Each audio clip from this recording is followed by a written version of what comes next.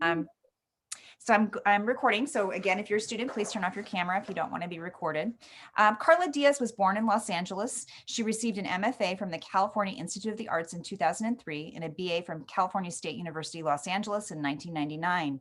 Her works has been exhibited nationally and internationally at the Hammer Museum, Los Angeles County Museum of Art, Museum of Contemporary Art, Los Angeles, LAX, Art, Hollywood, Pitzer College, Claremont, California State University, Los Angeles, San Jose Museum of Art, Institute for Contemporary Art, Boston, Hyde Park Art Center, Chicago, Museum of Contemporary Art, Detroit, the Serpentine Gallery in London, and the Museo Casa de Cervantes in Madrid, Spain.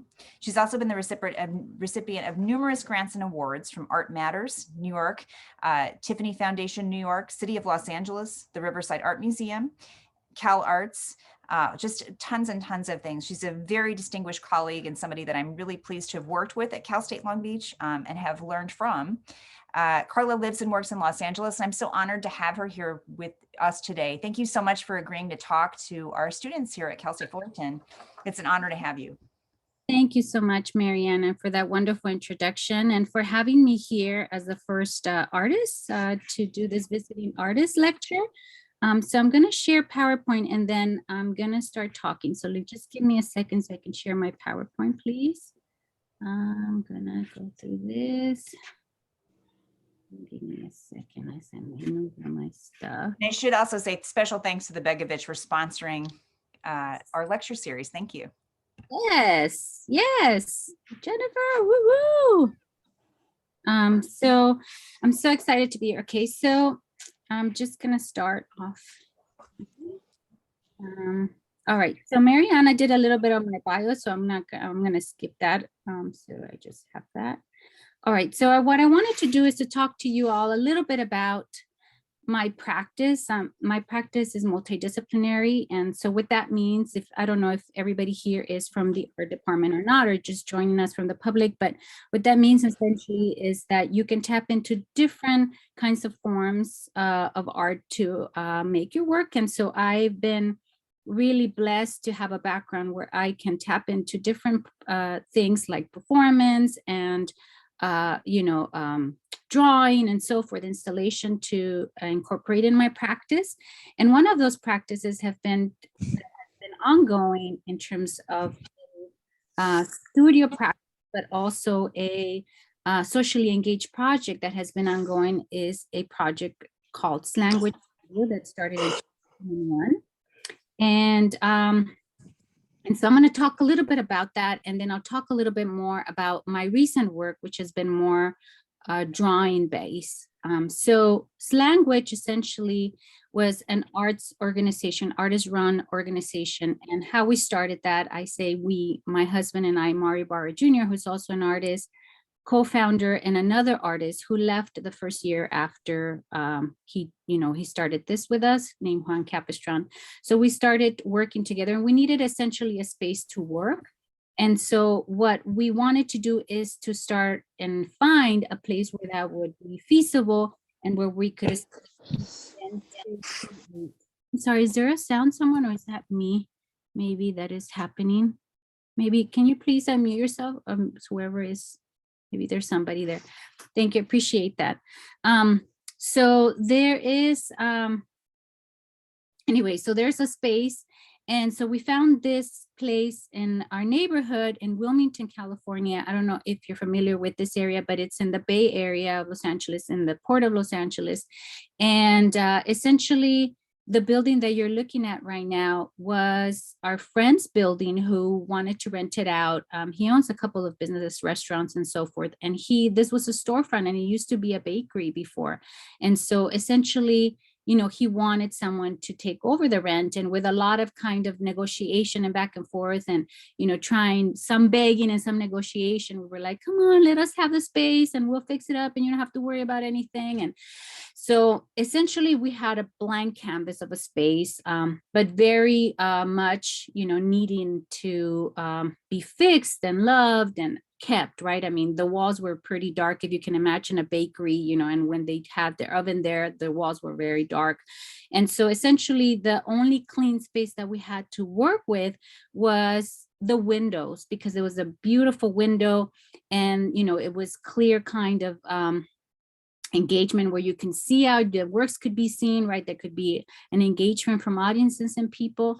And so we started with the window series, and this is what you're looking at. Is a project by Ed Gomez called Goka, the Gallery of Contemporary Art, in a suitcase, and he would curate shows of people in their gallery, in their suitcase. And so it was called Goka. So this is another window series mural called Slang This by Mario Lopez, who was a local artist.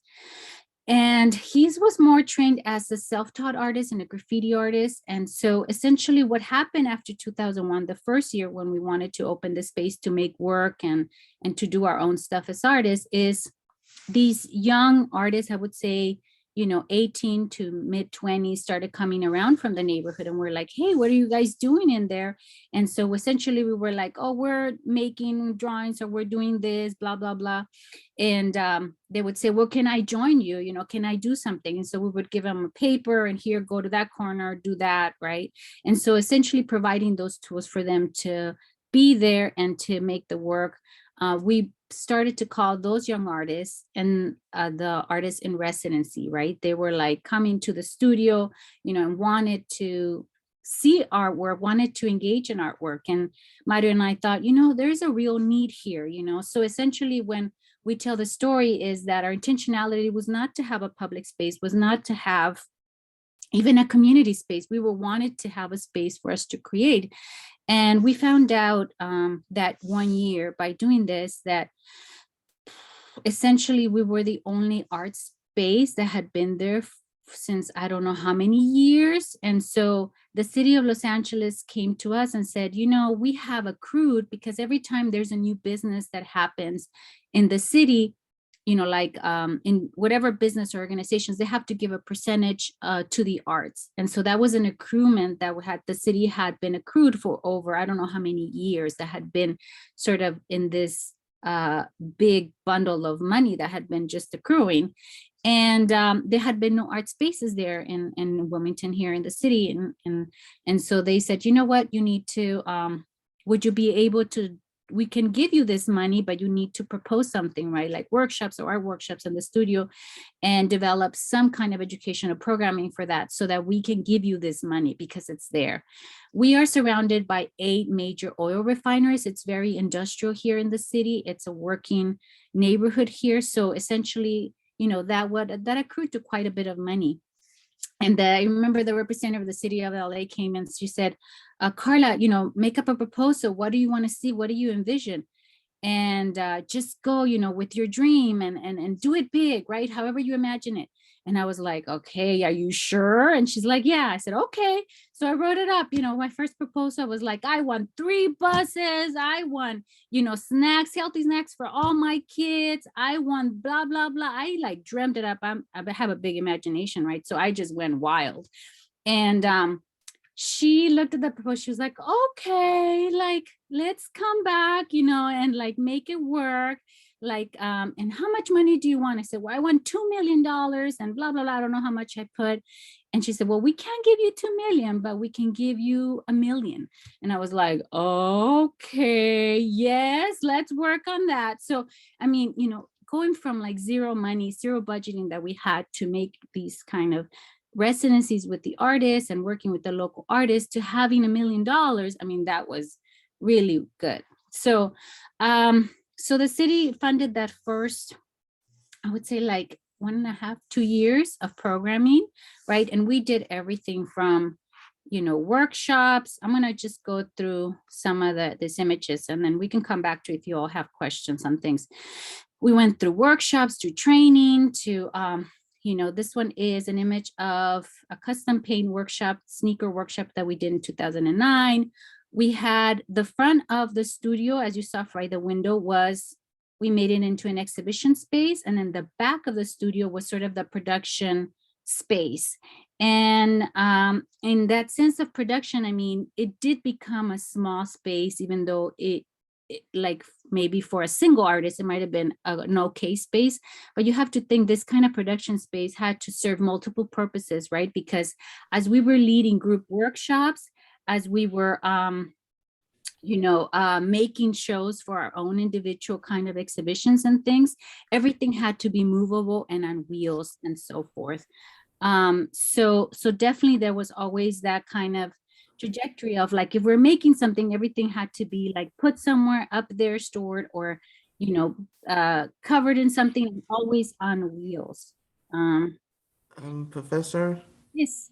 I am so sorry I'm extremely late. I was trying to connect through Zoom, but I found out it was like the old Zoom link, and I found the new Zoom link just now. I thought it was my internet, and oh my. Okay, it's gonna be all right.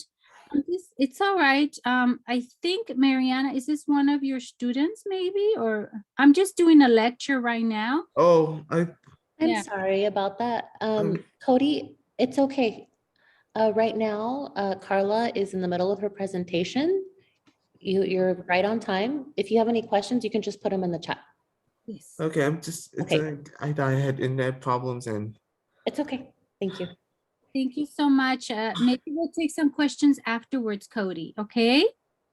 okay, I'm sorry, I thought you were the professor. I was like so stressed out. No worries. Just breathe it out. It's gonna be fine. Okay. It's just me. No worries. You are here. We are all here. Okay, Cody. So I'm just maybe ask questions towards the end. Okay. So I'm gonna be talking for a little bit. Yeah. Yeah, I'm so stressed out. I didn't notice you were not the professor. No worries. No worries. Listen, I don't even know. Sometimes I confuse people all the time. So no worries. Okay. Okay. I'm gonna Try keep. to use, thank you so much for being all understanding. Of course, Cody. Thank you. Now, can you just do me a favor and just mute your button just so we can continue to talk? Oh, I'm already muted it. I'm muting it right now. Thank you. I appreciate it, Cody. Okay, awesome. Okay, so as we were going back, so I was talking about the space and language, and one of the other programs or one of the other kind of educational programs that we developed was this program called You Gotta See It to Be It. And the reason, again, it was this kind of response to a need, right? To, like I mentioned to you all, the need with people, young people that you're looking, some of them, the ones in the background that were self-taught artists that were coming from different worlds of like graffiti culture or the other kind of culture, subcultures. And they were coming with their different own training and their own backgrounds. But then we realized that there was another group of students that were coming in also that they were going to school and they had just graduated or had started school in universities like yourselves. And so they were coming back to the neighborhood in the city and were like, what do we do? There's no jobs, there's nothing here for us in the city.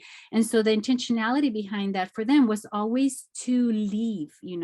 Sometimes we always think we have to leave our own communities to forge our careers, to develop, to make anything happen, to see anything happen. This is a tiny neighborhood, a tiny city here in Wilmington. So, most hospitals are outside of here. We don't have a police department that is here necessarily within the city limits.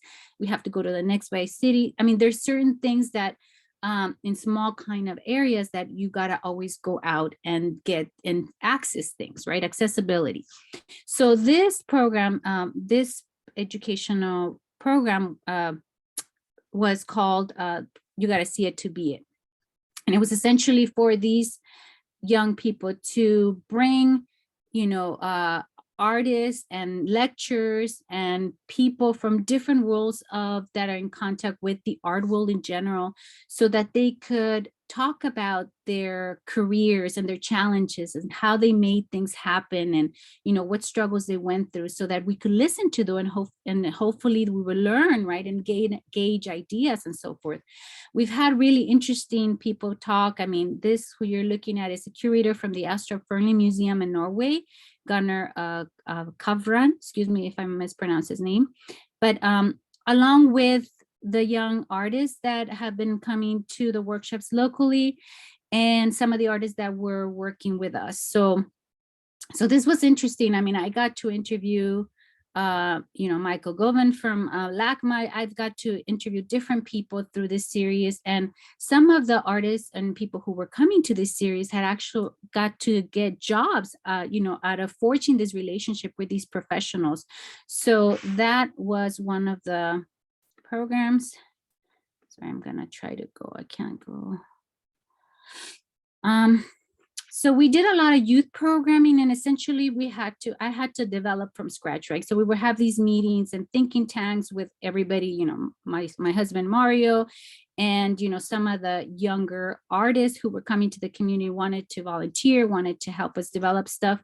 And we thought that it was important that not only we were working and developing artists, right, but that we wanted to develop leadership, right? Because it's one thing to understand, right? You are going to be in the arts, you're going to be a creative maker, and you're going to go and be an artist. But it was also important. There's many different jobs in the arts and the art world, and that we were also could tap into that idea of young people using those skills to develop their own leadership skills and make things happen for themselves.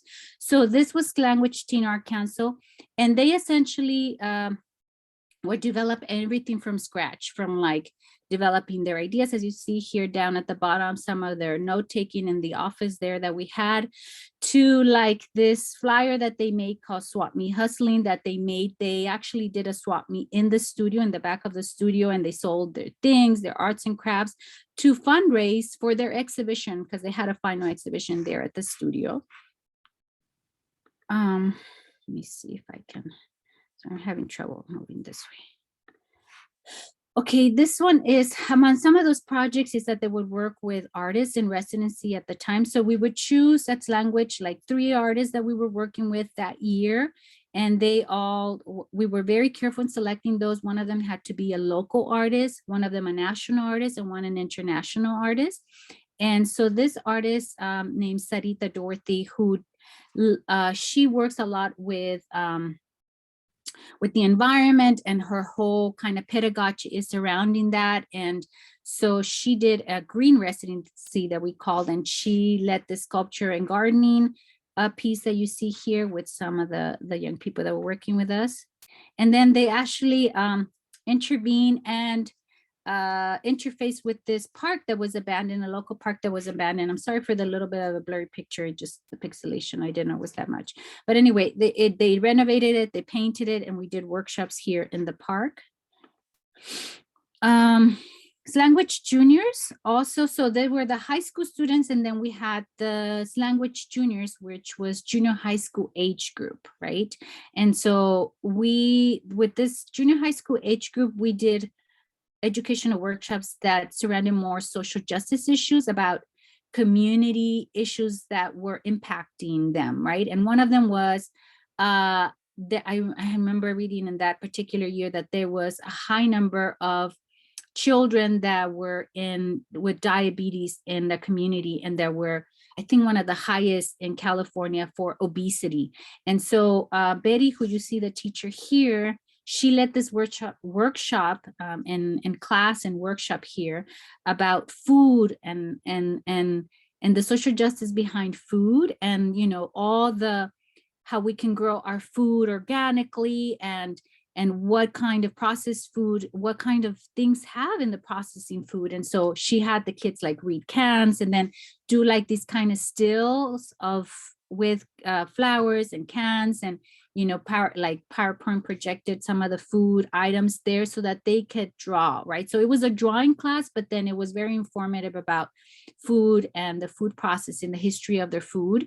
And so she would go into like talking about some gardening strategies, because her dad has a garden here locally. So they took a trip to the garden and find out from her dad about all this stuff. And so it was really interesting. And then there's a photography class here, and then we had an urban planner here help the students reimagine their own neighborhood. So those are the kind of classes that we had. The last kind of, program, or I'm trying to say program, it's such a institutionalized word, but I'll say it anyway. So it's a program, and it was called Slang Artist in Residency. And that one, in this particular one, we had the Ellas, which was an all women artist collective, and they took over the studio for that semester. And they would essentially, again, lead workshops, music workshops, writing, poetry workshops.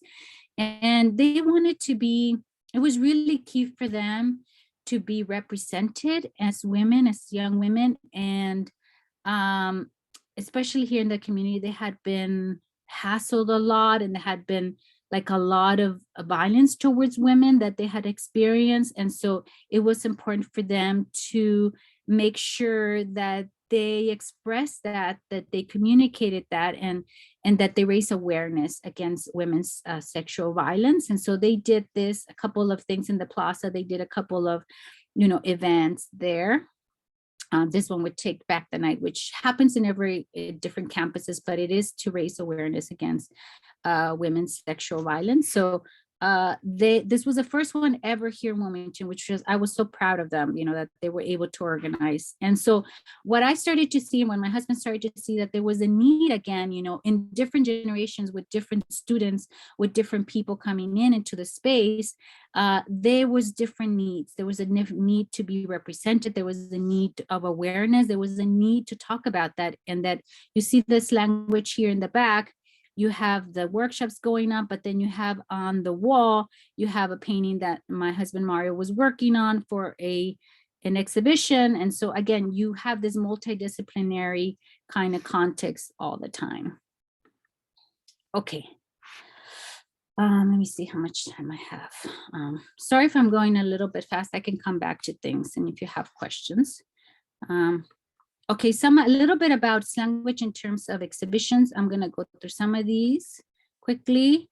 This is a project that we did at the Serpentine Gallery in London in 2009. And essentially why I'm gonna talk about it is because you can see how something that is inspired by your local community, your personal interest, can kind of pivot into a larger exhibition. So in 2009, we were asked to do some kind of work, the project for this exhibition that was traveling. And so, so when Mario and I, we had the local park here in Wilmington. We were walking in our park, and we saw these people that had this binocular, and they were looking up at the sky. And we were like, who are these people? They had all their gear as like they're ready to go camping, and they had all these binoculars, and they were looking up in the trees in the main hub there in the local park. And so I said, Mario, these people don't look like they're from here. I mean, you could tell they were like standing out, right, with their little like Indiana Jones hats and all that stuff. And so I, as a person, I mean, I'm always talking to people all the time. So a lot of people know me here in the neighborhood. And I said, oh, what's going on? Can I help you? And can I find you? What are you guys looking at? And so they said they were looking at the birds. And what I found out from them is that there was this rare types of birds that on their migration kind of traveling period of migration, they stop at this little hub here, these little trees in these and eat there before they migrate to the LA River. And so that's like their stop, that's their migration pattern. And so there's a rare types of birds that come in a certain time of the year that stop by and only there to eat. So all of these people, all these bird watchers come to see the birds, and they were like, oh, that's a yelly belly sapsucker up there, and so they had all these terms, and Mario and I were like, wow. And I said to Mario, sometimes it takes someone else to point out things from you outside of your community, to point things out, and I said, I want to see my own birds, I want to look at those too. And so we developed this exhibition in that same little park area. We had some wild peacocks there. They just lived there, they're like hanging out by the trees, by the cars, and they've lived there for years, right?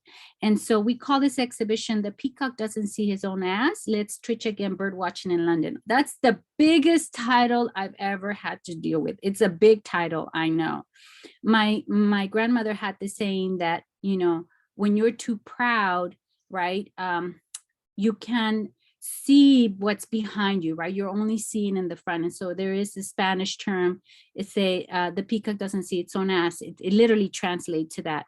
And so So that's why we named this exhibition. I know it has a lot of layers to that.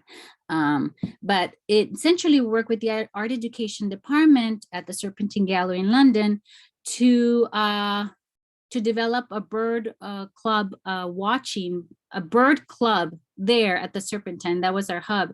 And we had people, join us. And our first members were the art education students that were working there with us.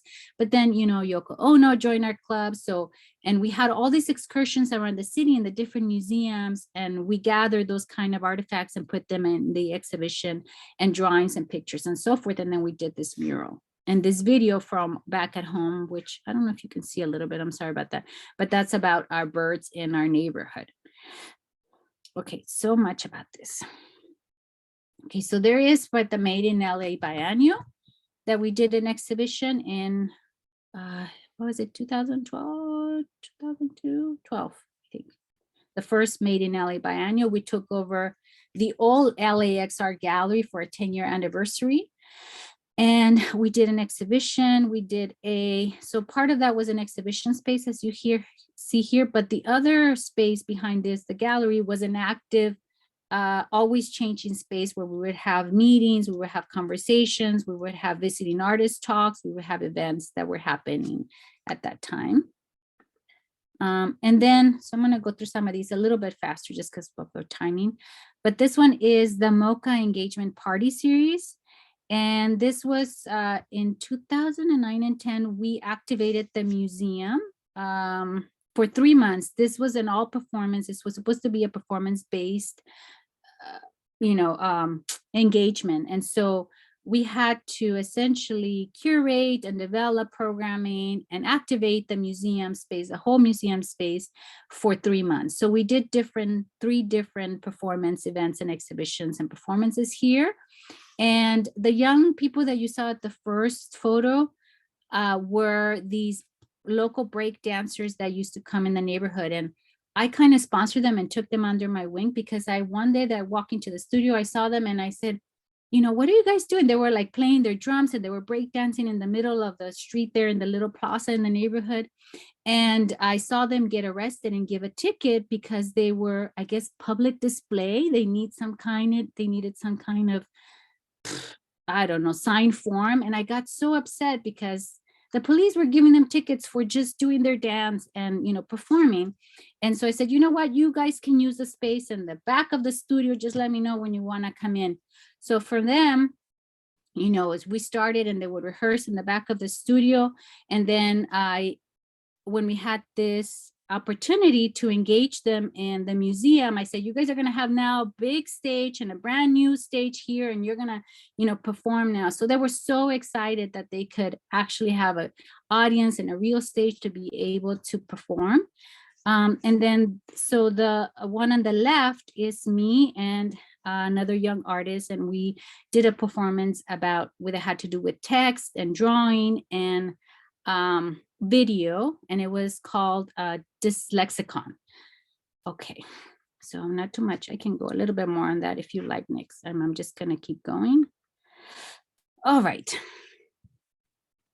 So I'll go into a little bit on my drawing stuff now, and then we can come back to other kinds of work if you want to, and the community work if we want to discuss it. But in 2021, I began to suffer from insomnia as a result of a stroke in 2017. And drawing essentially was the only thing that helped me sleep. I have always drawn in my life. I've always been really, I can go back, I have journals and I've always, since I was little, I would always draw. And even when in class, when I would pay attention in high school, I would always be listening, but I would just doodle. And it was essentially for me, my teachers would get upset because I would doodle, because they'd be like, you're not paying attention. But no, I did. It was something to keep my hand going. Anyway, insomnia project, I suffered from insomnia, and I had been taking medication from the doctors. I had tried every kind of medication, legal, illegal, right? People say, like, you take this CBD, you take all this stuff, nothing worked. And I realized that drawing was the only thing. I would just draw it out and I would sleep. So this is a drawing I made, Gasman 1114. So some of these images are inspired by people or memories, or kind of icons, right, of things. So you'll get to see, or even family members. So you get to see a little bit of that.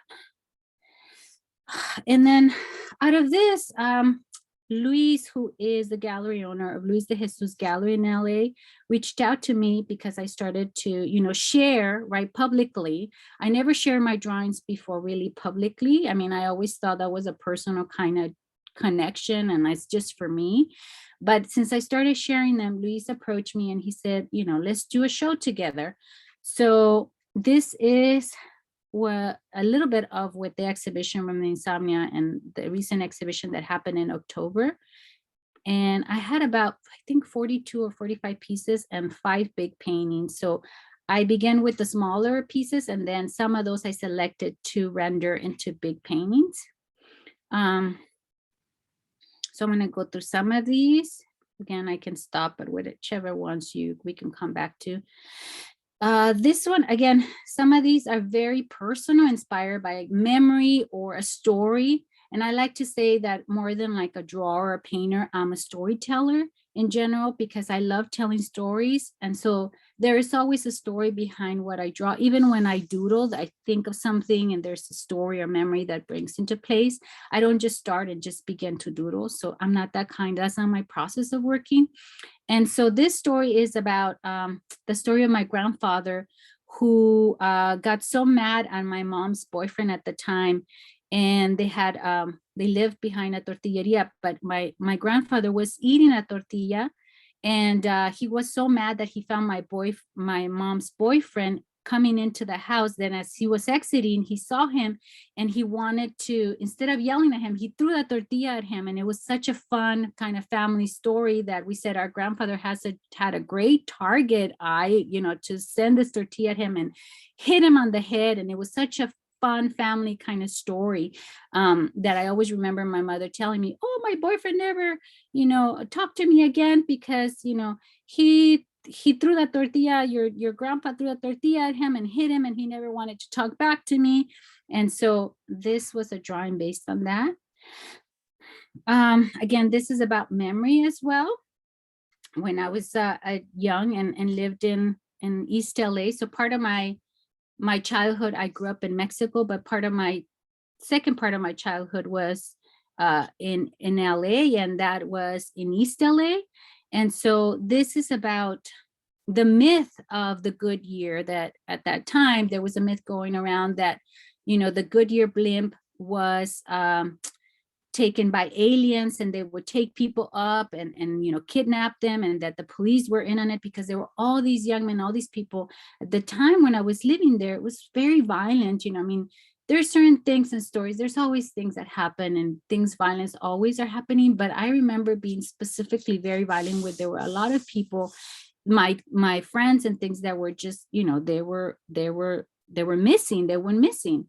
And so this myth propagated, and I was so terrified of that, and so this is about that. And essentially, the background here is of East LA, the neighborhood, and you have the alien and the cops here. And then, so some of these drawings are also about how to take ownership of things, and then through this kind of glimpse of memory. And what I mean by that is this particular drawing is based on an actual, the beheading of Juan is about an actual rendering of a beheading, right? In the biblical set of Joan the Arc, I think it's his name. And so what happened is the king was asked to, he beheaded him because his daughter asked him to do so, right? And so for me, I reinterpreted that biblical story to mean beheading of Juan. And this is actually a story true to my life and my family, because in 2016, I had to sell my mother's house in Mexico, where I grew up in my childhood in Mexico, that had been taken over by drug lords.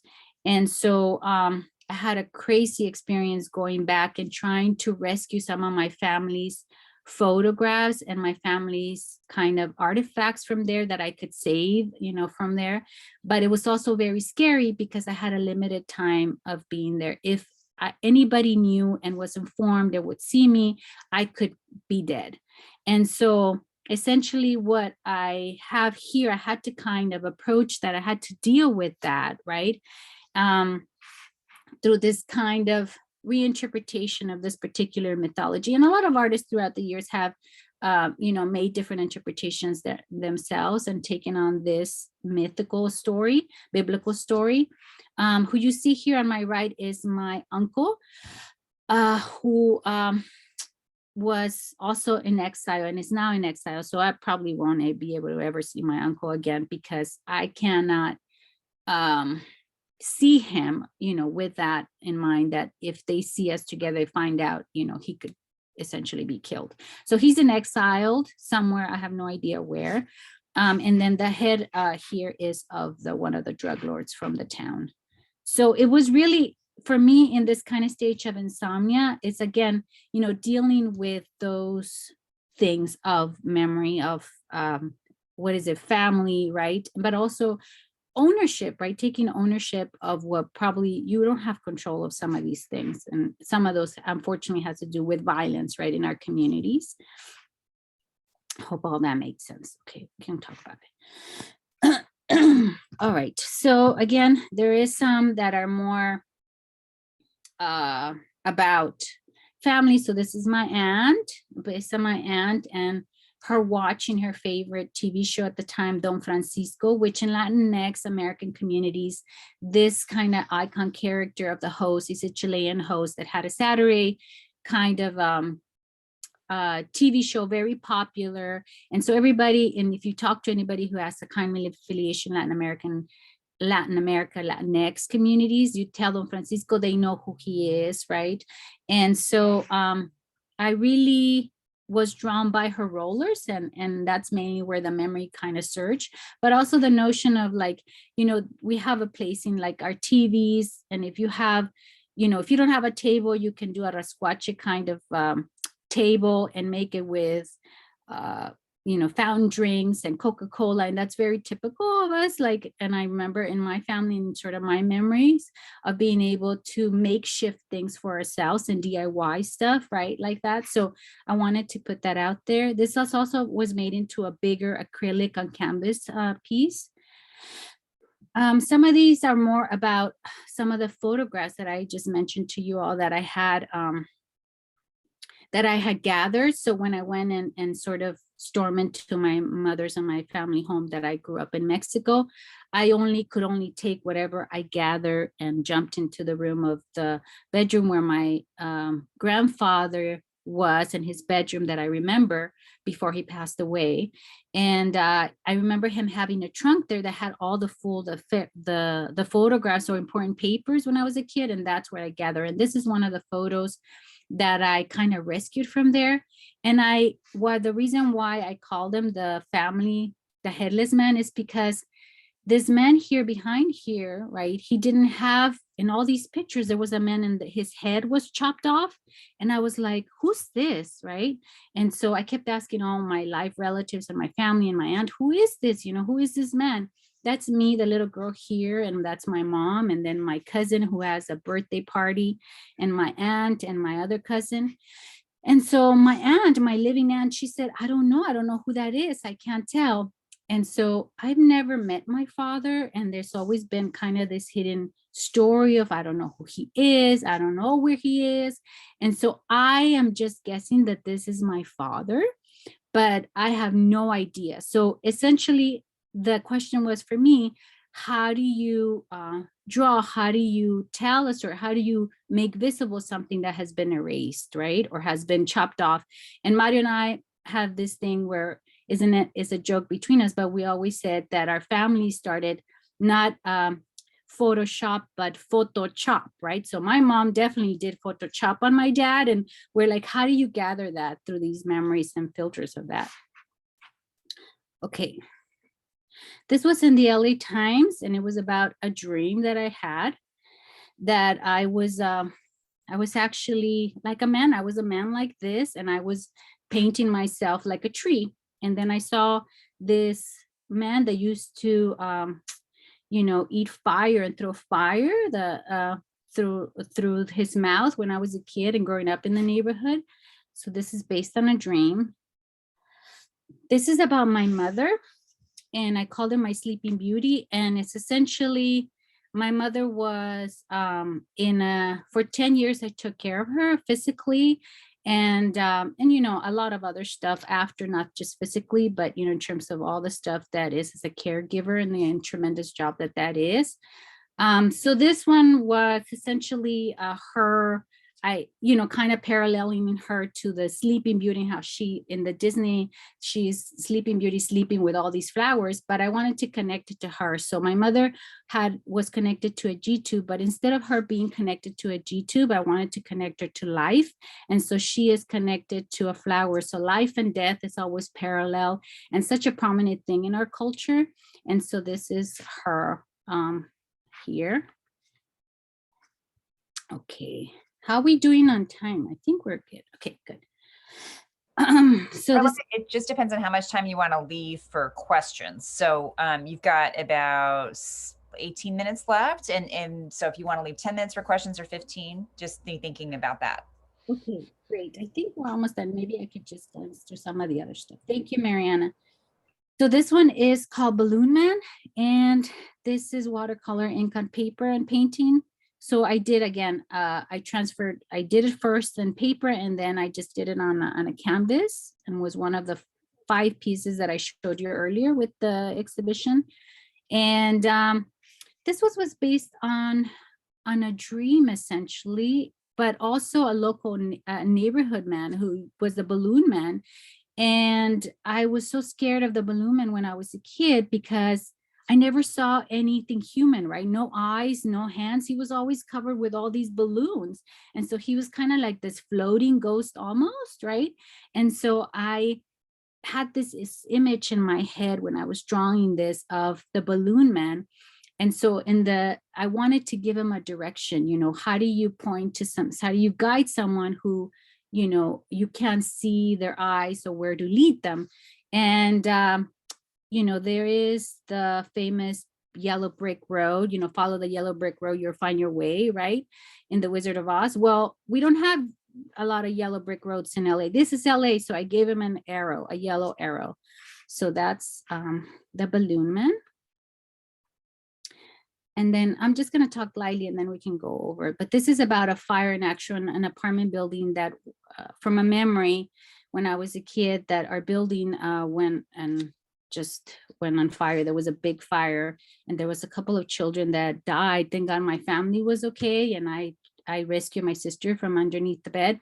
But essentially, there was some code violations with the landlord and so forth, and so, but it was very impactful in my life, because as a kid I just remember the flame so vividly, and the firemen coming. And I think there was even like an article that was published on this that came out in the newspaper.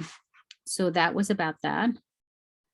Okay, and then some of these are new works that I'm working on for we're gonna go to Chicago and New York, and they're about my uncle's illegal job as a coyote man. The coyote is essentially the slang term, or the term used for someone who helps someone cross over the border, and of course for money, but it's an illegal job. Obviously it's the border from wherever, any border, but that's what they call him, the term El Coyote. And so I really found it fascinating, the idea of crossing bodies. And of course, there is a horrible, dangerous thing on doing that, but it's so beautiful in a sense, also very sculptural to me. And so, and I also found it fascinating that this was a job that we all knew he had, but it wasn't, visible, right? It wasn't institutionalized. It was a job for him. And so I thought that was really interesting to kind of talk about that. So the last one is that I'm working on these kind of pieces about these historical moments, marginalized histories, right, that I feel like need to be seen and visible. And this is about the Dodger Stadium and the Chavez Ravine area. The person who you see in the middle here, his name is Manasar Gamboa, and he was my mentor when I was a kid. I met him when I was a teenager, and he was a poet and playwright that grew up in the Chavez Ravine area. And he was the first one that introduced me to this story, to this untold story that is untold in books, right? For like years and years. Now there's a little bit more literature and stuff of it because of there has been more work done about it and people have talked about it. But essentially, you know, when I grew up, there was nothing about it. I didn't know there was this whole neighborhoods of families. Most of them were Mexican American. I know there was a small group of them that were Italian, but more Mexican American. Okay, so now I'm gonna take questions. So I'm just gonna go through some of these. Some of these are my inspiration stuff, photos, as I mentioned to you. Some of this stuff is that I did for 3 years to gear up to get to where I felt like I could work again after my stroke. I did puzzles and neurological tests and kind of drawings to gear me and for that. And then these kind of handmade embroidery pieces. And then I'm just going to go through some of these, the people that work in my studio that helped me to build stuff. Okay, and that is it. I want to leave some time for questions. So thank you all for your time. This is my IG and my website if you would like to follow me.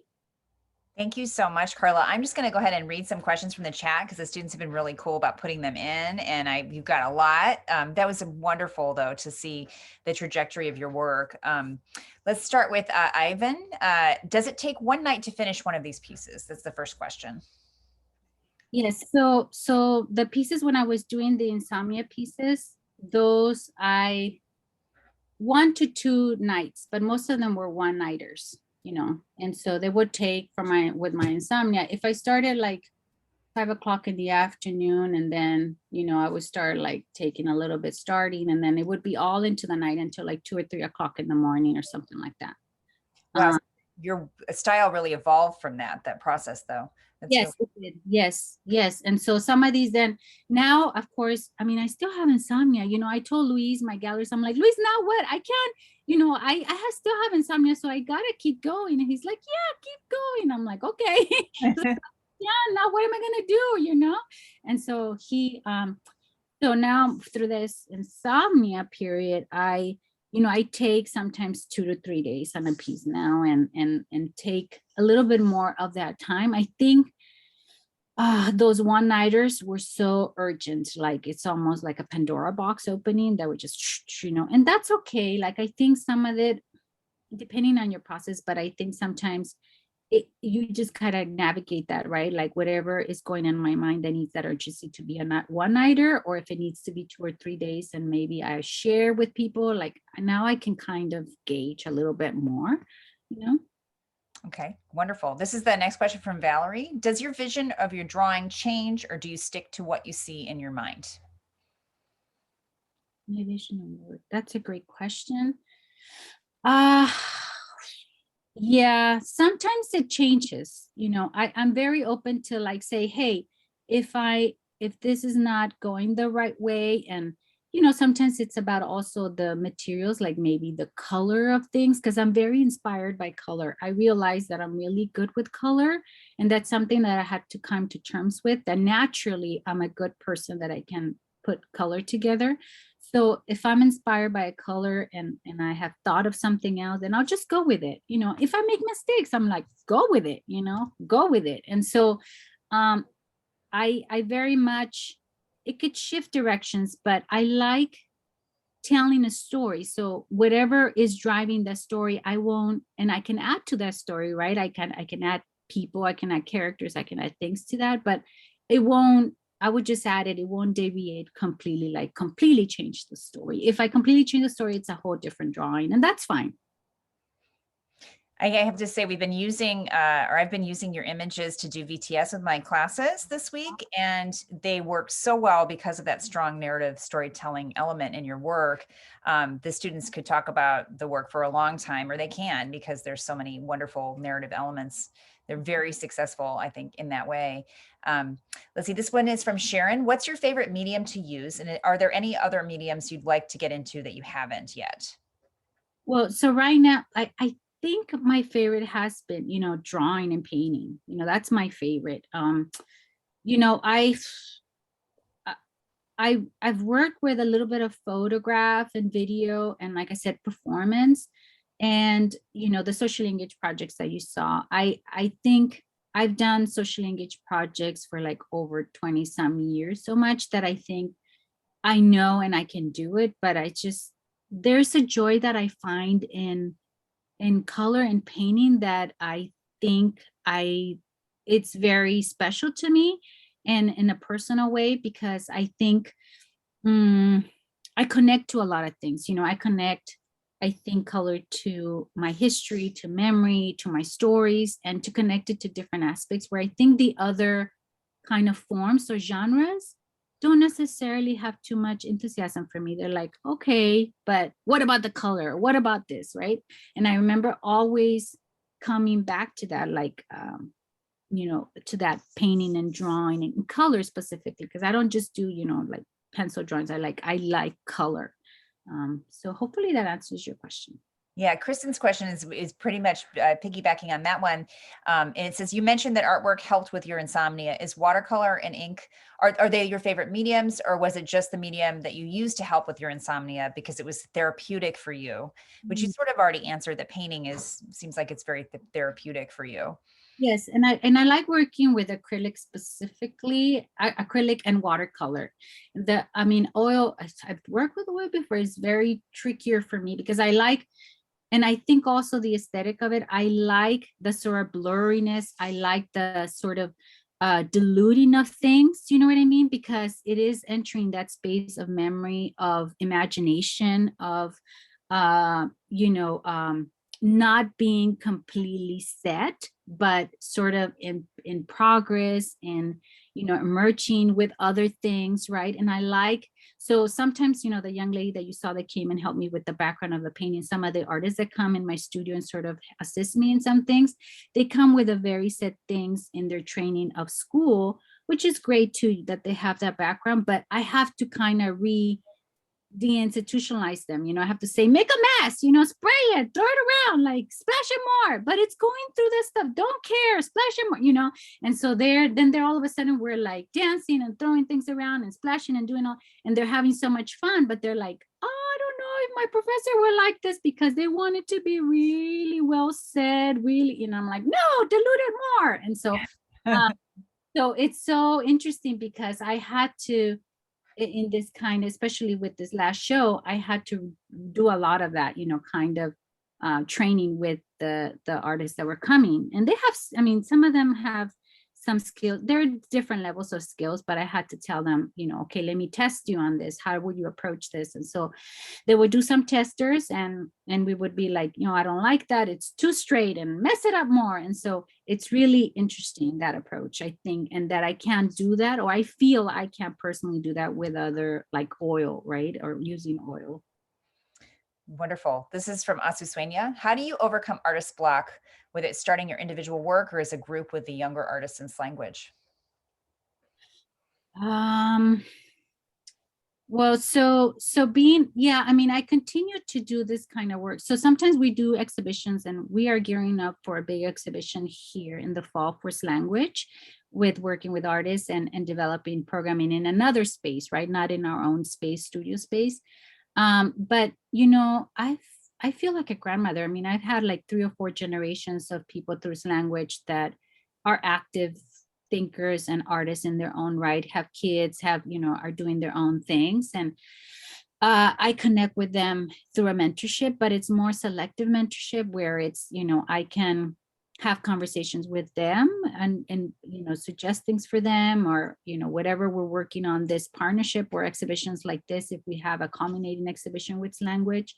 But also in my own work, I mean, I like to selectively have them around and kind of help me, because I think being able to not just bounce off ideas, we have great conversations, between the young people and myself, and they're keeping me updated what's going on in the world, what is happening in their lives.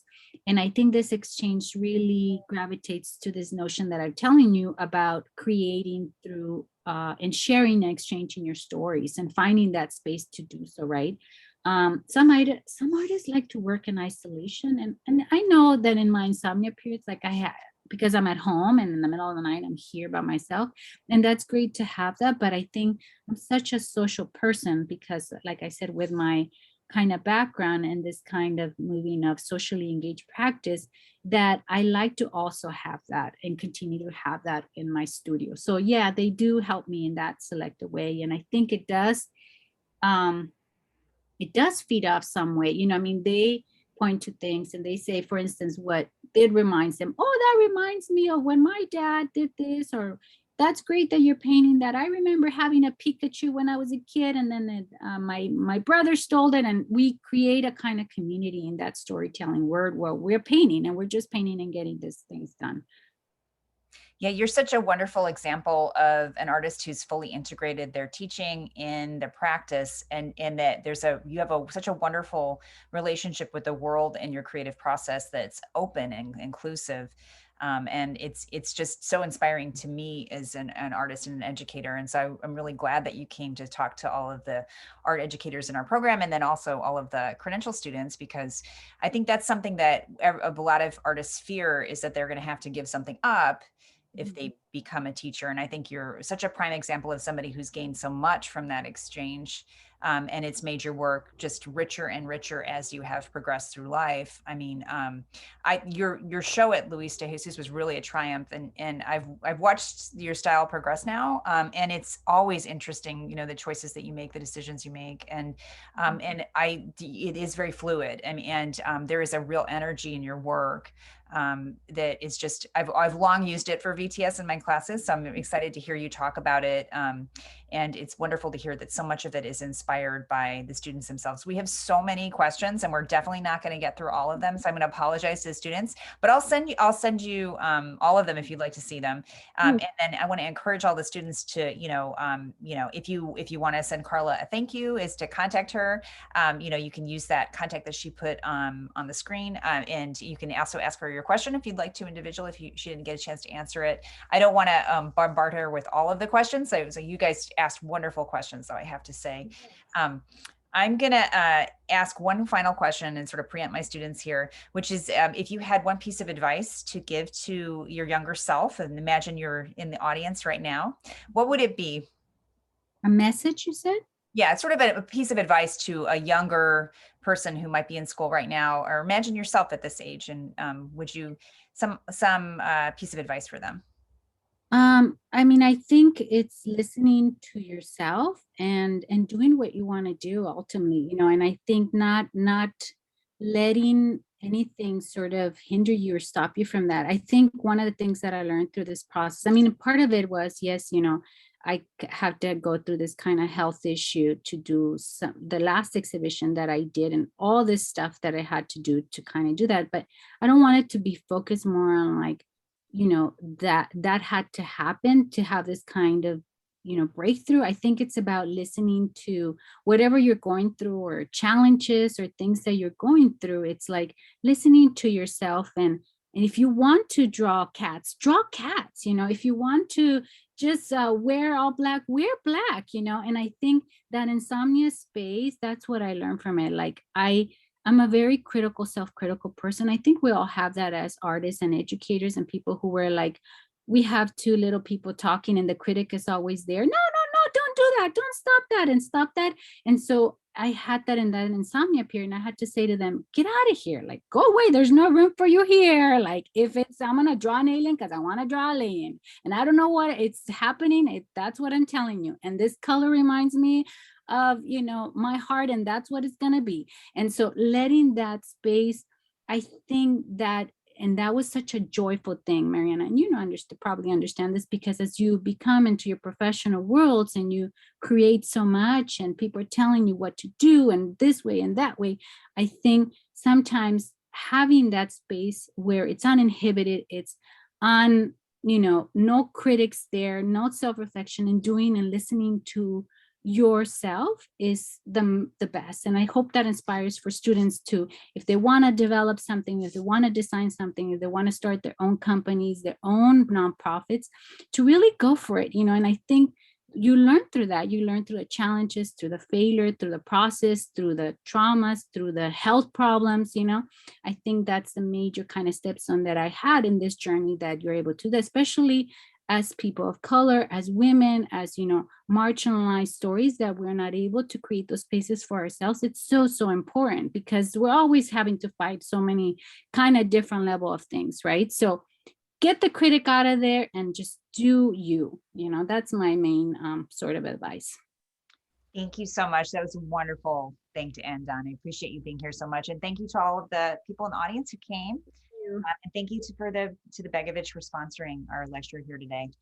Thank you so much, everyone. Bye. Thank you so much, Jennifer. Thank you, everyone. Bye-bye. Thank you.